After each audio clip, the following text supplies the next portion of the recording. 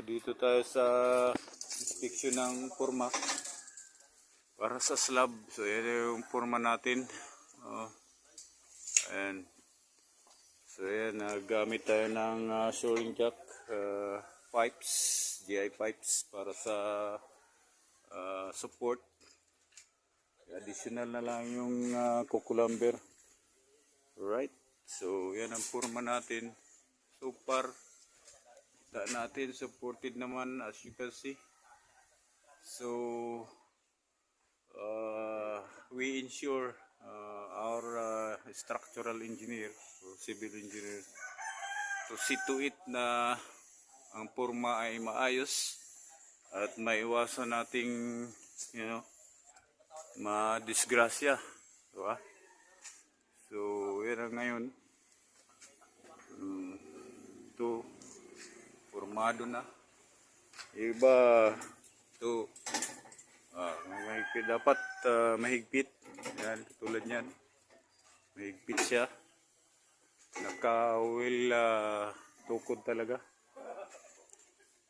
Yun. Kaya yung mga ano niya, may mga support na pako para hindi tumikwas. Ayun.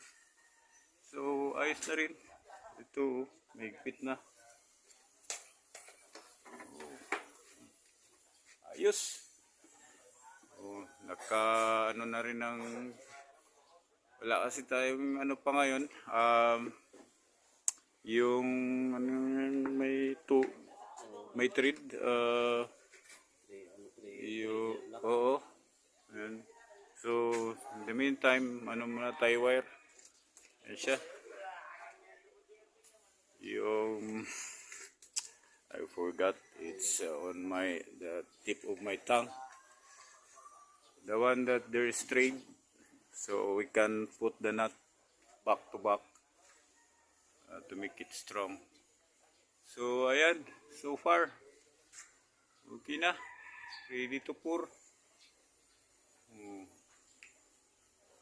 Ayan, gitna, importante. Ayan, 1, 2, 3, 4, 5. Dito rin sa cross. 1, 2, 3, 4, 5. Ayos. Okay na. Kabilaan. So, that's it. So far. Ayos. Inspected and safe. Lahat supported. So, thank you. Thank you for watching. So, we are here on